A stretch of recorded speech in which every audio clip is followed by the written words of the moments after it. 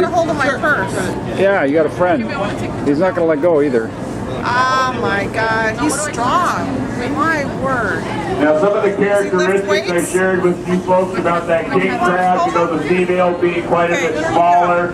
Also, she's going to have that distinctively different abdomen or underside. This is called, yeah, from the back. There you go. Crabs. Don't let him get you. Keep your other hand away. He's got to hold my purse. Hey, you, get up. All right. Okay, I'm free. Look at that. Hey, Georgie, turn around. Wave to the sea and ships. Input, output. There you go. That's what we should put on the door. You just move it from one end of the boat to the other. Hi. Come on aboard. Every boat's got to have a couple green on. We got a couple today. Just remember this. You are in Alaska. Now, this here is a reality show. You guys come up to this state to pick strawberries, you are in the wrong state. You hit south somewhere to pick them.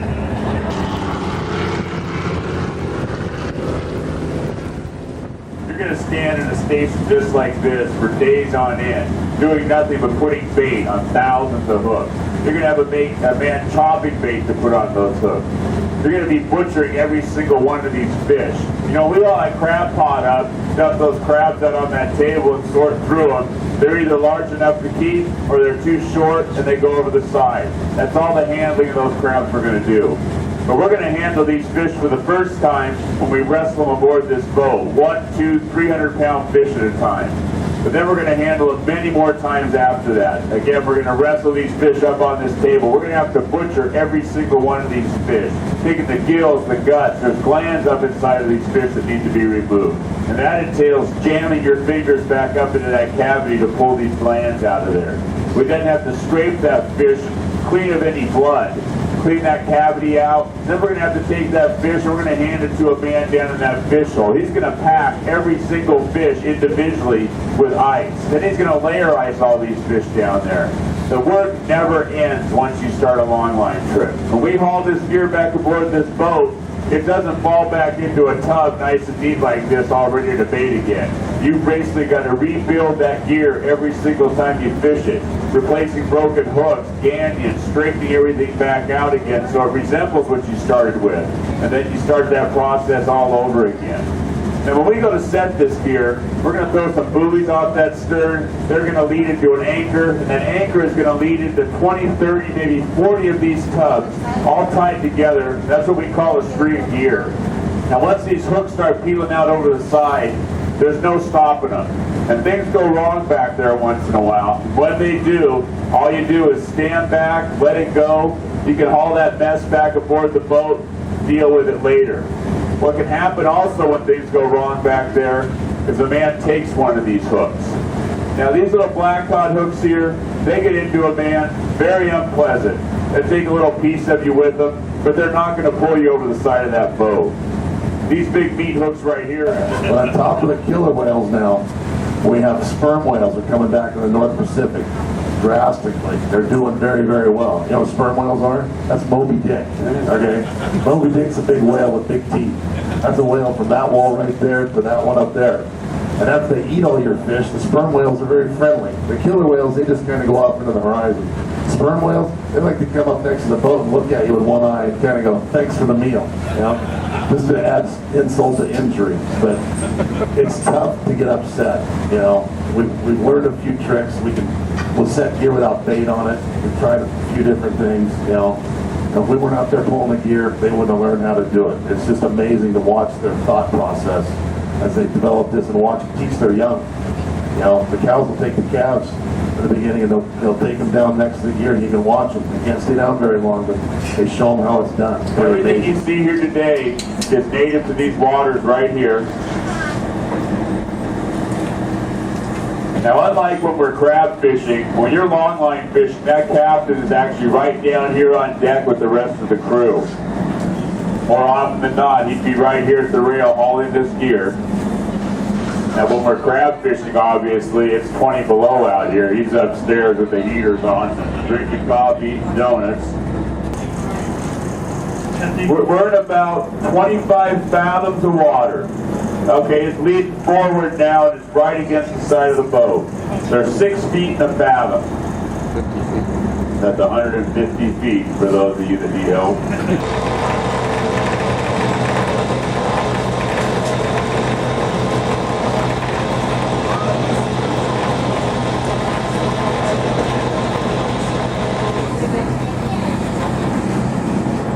Okay, let's see what we got.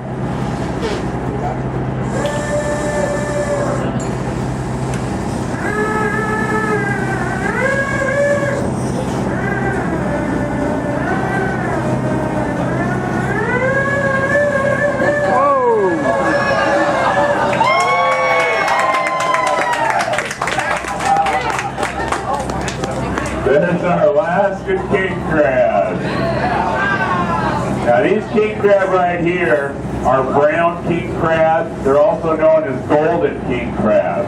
Now the other 2 types of king crab we're going to harvest here in Alaska is the red king crab, and then there's also the blue king crab. All very similar in appearance. Now that red king crab is the largest of the 3. Now they average about 7.5 pounds apiece. And they got $5.50 for those crabs in the Bering Sea this last winter. So that's about $40, $45 a bug there.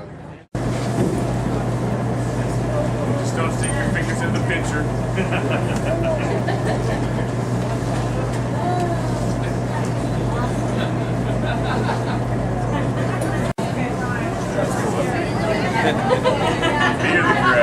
All right. She plays with tarantulas too, by the way. Okay, gotcha. I got it. You gonna take your own picture? Yeah, I got my hand at least. There you go. You want to hold it? Well, I'll hold it up against you. He's kind of scary. Smile. Hi. He's like a shrimp. Can you comb my hair? Now most of these are spot crawl. How many jackets do I have on? I have 3 jackets on. I'm trying to get him up to come on tour this morning. You got a friend there, eh? Yeah. What are those? Are those antenna? Those little things that are sticking out? What was that? Antenna? Like right here? Those, yeah, those little long, narrow. This Those is are mandibles. like taste buds. Yeah. Okay. With all the other meats. Watch out, Mike. It's in this bag. Now, is that a red, what do you call it, red crab? Oh, man. Why do they call them bugs? Just kidding. What was that? I'm just kidding. I said, why do they call You them give bugs? me a lot of crap, don't you?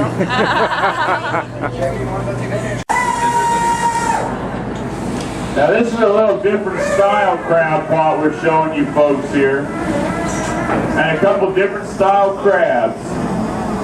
We've got the Baronite Tanner crab, and we also got the box crab. Oops, there goes. Now this pot here is known as a dome pot or a cone pot. The reason a boat would use a pot of this style is because of the stackability of these pots. You can actually stack these one on top of each other. The smaller boat could stack, an adequate amount of gear on their deck for a crab opener. They might not be able to pack very many of those big square pots. The way these crabs are going to get into this pot, going to go up the side, drop in the tunnel right on top. The way we're going to get these crabs out of this pot, undo this pucker string right here, bottom opens up, we wire it up, swing it over that table, all those crabs drop right out the bottom. Now we're going to bring these crabs around for you folks to handle. Now they do pinch, and especially these box crabs, they pinch hard. You want to hold it by the back end. That's the end without the claws. What do you got there, Norm? It says REC. That's right. I think it's cute. It's as cute as you are. Norm. This is REC in red. Oh, okay. Hi, little crab. Out the Bering Sea in the mid-90s.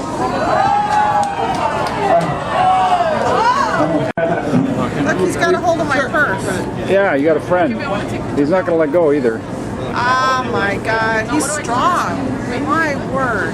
Now some of the characteristics I shared with you folks about that king crab, the female being quite a bit smaller, Also, she's going to have that distinctively different abdomen or underside. This is It's called, also true yeah, with from the these back. paradise There you go. crabs. Don't let them get you. Keep your other hand. He's got to hold my purse. Hey, you, get up. All right. Okay, I'm free. Look at that. You folks, and it also removes them from where our crab pots are.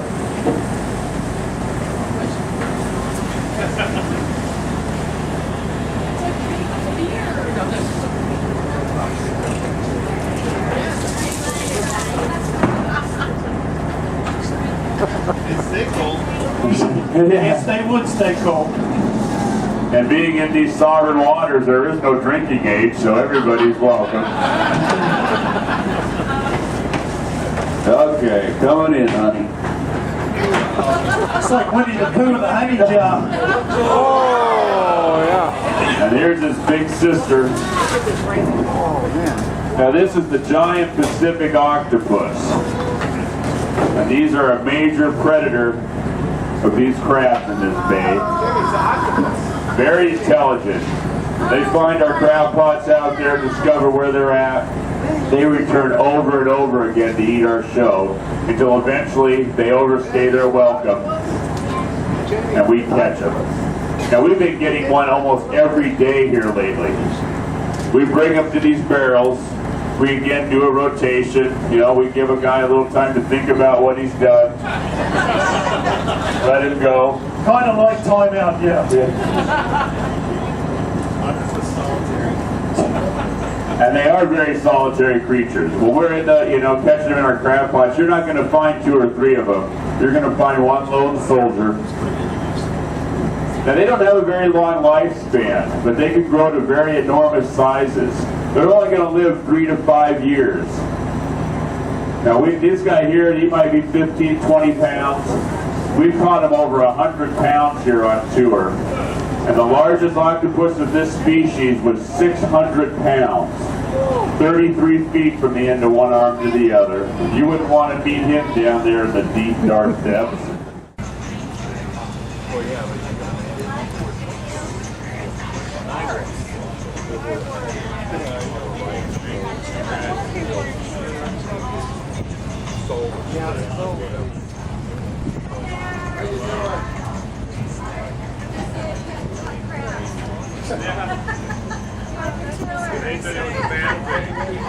Hey, Georgie, give me a wave. Hi.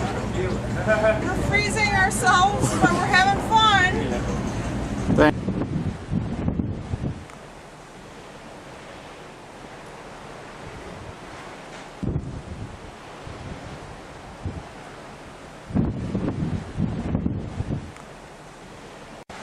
Ah, yes, proceeding north through the mists from Ketchikan. It's about 5:30 in the evening. A misty, shrouded day.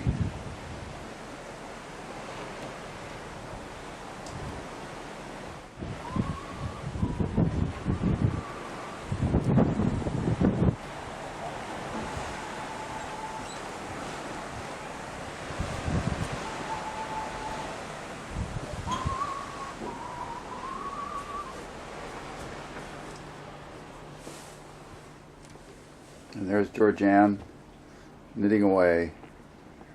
Knitting away. Hello, hello, intrepid travelers.